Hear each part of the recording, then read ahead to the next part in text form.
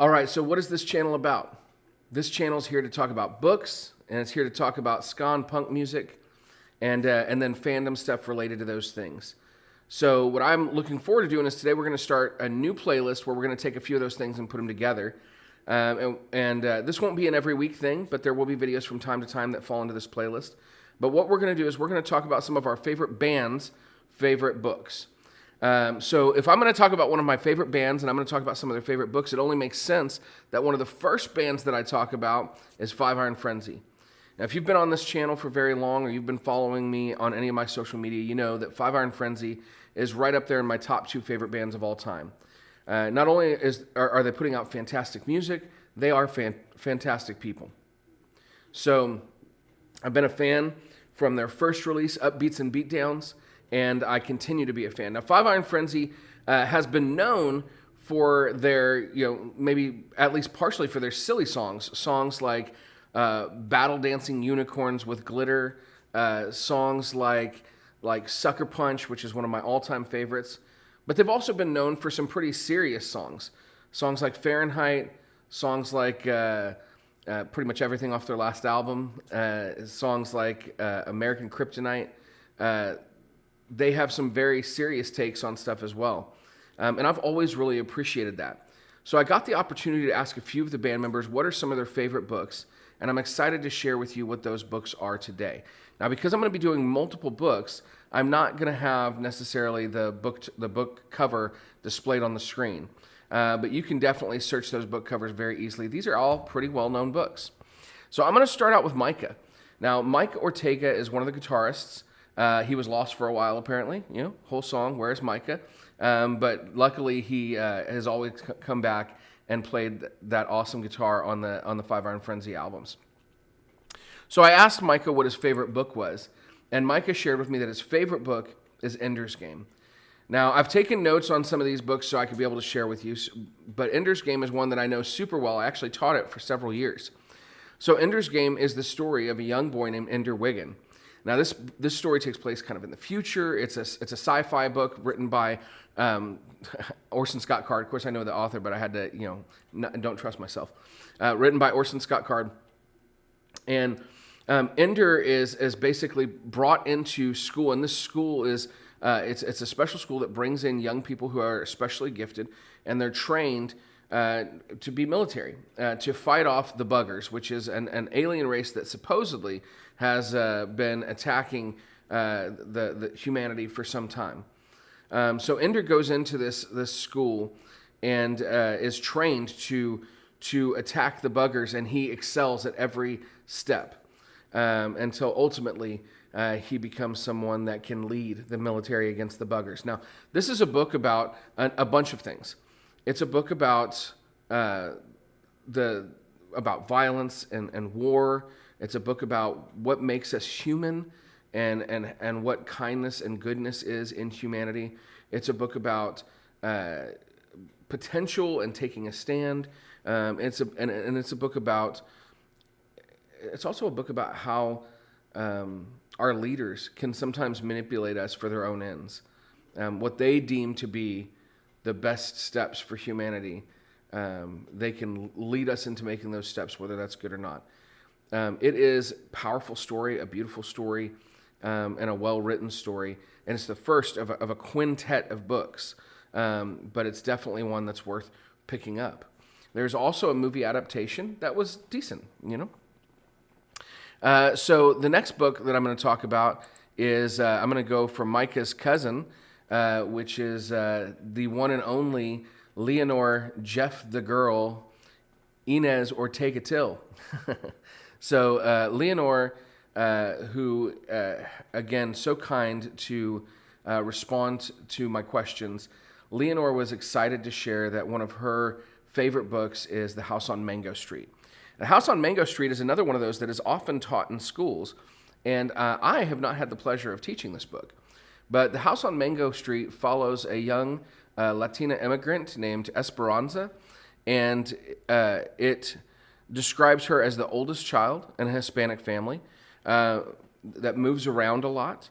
Mango Street's her family's first house and neighborhood, and it's basically broken up into vignettes showing her life, her adaptation to her new home, her adolescent, just angst and stress. And it delves into a lot of what it's like to just be a young Latina, Hispanic, that's repetitive, girl in Chicago. It's part autobiographical from the author and part fiction.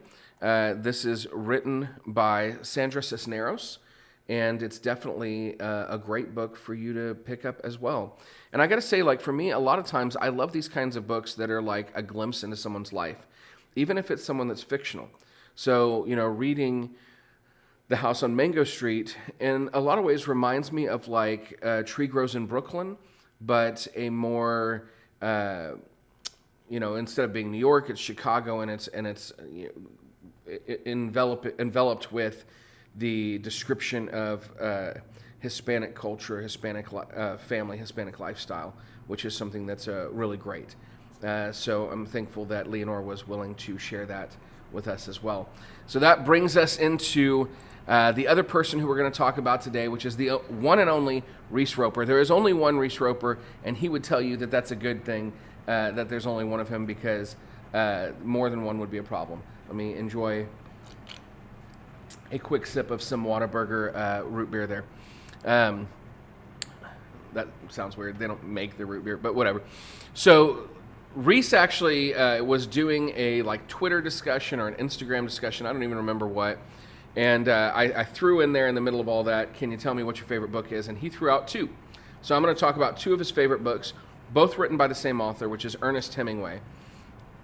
And so he recommended, again, so Ernest Hemingway, often read in schools. What I love about this, so as an English teacher, so many of my students hate the books that we assign. But I think sometimes you have to let a book breathe. And like years later, after you've been assigned that book, you can maybe appreciate that book for what it was. For me, I absolutely hated the book Crime and Punishment when I was assigned it in my high school years. Later, I was assigned it again when I was getting my bachelor's degree. It was a different translation, and I was older and more mature, and I really appreciated that book and found it quite beautiful. So I just think this is an encouragement that the books that we're assigning sometimes have a real value for people. Sometimes they just need to breathe a little bit. But I digress. So the first book that he recommended was For Whom the Bell Tolls. And For Whom the Bell Tolls was published in 1940, and it tells about loyalty and courage, love and defeat. I'm literally reading right here the notes that are on Amazon because I think that this is so well written. Loyalty and courage, love and defeat, and the tragic death of the ideal. So one of the things that I noticed between both of the books that Reese has recommended is that it deals with this idea of this. It deals with the idea of idealism. Whew, that's a hard sentence to say.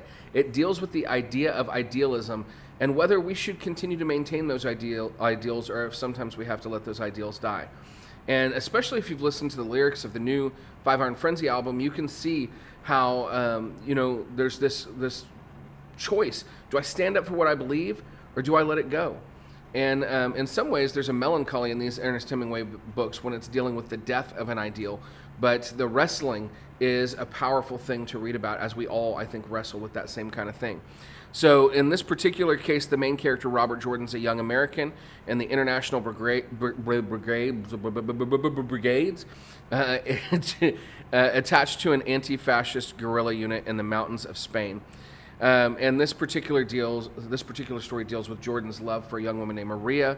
It deals with the last stand of El Santo, and it's dealing with the beauty and the pain of love and war and that idealism that we already talked about. So the other book that he chose, also Ernest Hemingway, and this one was Ernest Hemingway's last book, The Old Man and the Sea. And in this story, there's a young Cuban fisherman. Oh my goodness. There's a young Cuban fisherman who is basically fishing off the coast, far out in the Gulf Stream, and he's got this agonizing battle with a giant marlin. So, and again, the description. Now, this description wasn't Amazon's description. This was the description of the publisher. But the publisher says, using the simple, powerful language of a fable, Hemingway takes the timeless themes of courage in the face of defeat and personal triumph, won from loss, and transforms them into a magnificent 20th century classic. So this is the idea of this book is wrestling with the idea of